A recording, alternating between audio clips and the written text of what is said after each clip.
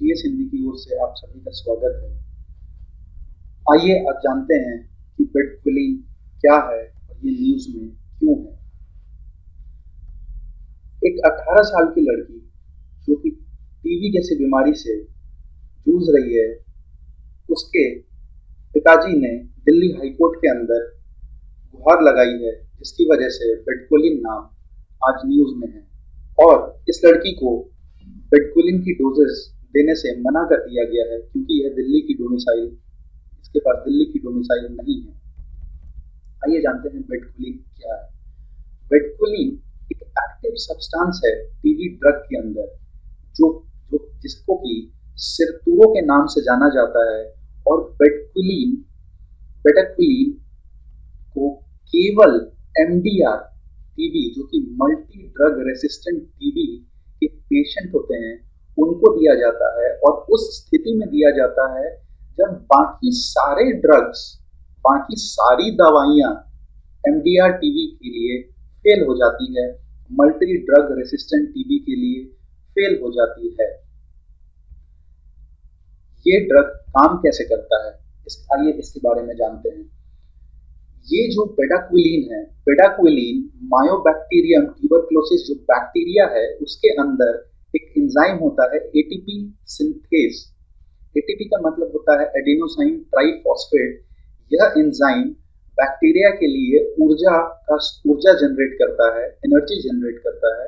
और बेडाक्विलीन इस एंजाइम को रोक देता है, जिसकी वजह से कि वो बैक्टीरिया को एनर्जी नहीं मिल पाती और वो मर जाता है। बेडाक्विलीन के साइड इफेक्ट है हेडेक, डिजीनेस, बीमारी की फीलिंग, जॉइंट में पेन होना, लिवर के एंजाइम्स उनकी एक्टिविटी बढ़ जाना। अब बेडाक्विलीन भारत में कब, कहां, कैसे आया है। सबसे पहले तो बेडाक्विलीन जो भारत में आया है वो काफी धीरे आया है। और revised national tuberculosis control programme फरवरी 2016 में इसको 5 शहर में 6 अस्पताल के अंदर इसकी रोल आउट करी गई है, जिन शहरों में है दिल्ली, मुंबई, चेन्नई, अहमदाबाद और गुवाहाटी। और अभी तक केवल 164 पेशेंट हैं, 164 मरीज हैं जिनको बेडाक्विलीन दी गई है। और उसके आउटकम्स, उसका रिजल्ट देखा गया है। हालांकि ये जो ड्रग है ये अक्टूबर 2017 में एक्सपायर होने वाला है। अब क्रिटिसिज्म किस बात पे, आप कौन सी ऐसी चीजें हैं जिसकी वजह से गवर्नमेंट की पॉलिसी जो है बेडाक्विलीन की तरफ, उस पे गवर्नमेंट को क्रिटिसाइज करा जा सकता है। सबसे पहले तो इसके धीरे रोल आउट होने की वजह से, इस पे धीरे वर्कआउट की वजह से, धीरे काम करने की वजह से काफी जाने गई हैं। और इस डिले का मतलब ये है कि जो टीबी है वो केवल ना भारत में बल्कि बाहर भी फैल सकती है। और आप जानते हैं कि एमडीआर टीबी एक एयरबॉर्न डिजीज है। मल्टी ड्रग रेसिस्टेंट टीबी एक एयरबॉर्न डिजीज है।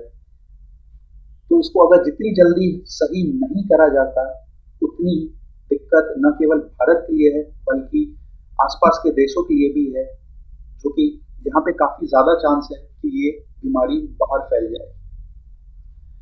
और एक डेटा के हिसाब से ये भी देखा जाता है, जो कि साउथ अफ्रीका का डेटा है, कि जितनी जल्दी एक पर्सन को बेडाक्विलीन दिया जाता है, उतना बेटर वो पेशेंट अपने लिए हो जाता है और कम्युनिटी के लिए हो जाता है, क्योंकि वो पेशेंट में सुधार आने लगता है बहुत ही जल्दी। और ये बहुत ही एक इफेक्टिव ड्रग है, जो कि एमडीआर टीबी के लिए स्पेशली दिया जाता है, जब और कोई ड्रग देने का ऑप्शन पेशेंट को नहीं बचता। और ये WHO द्वारा अप्रूव्ड भी है।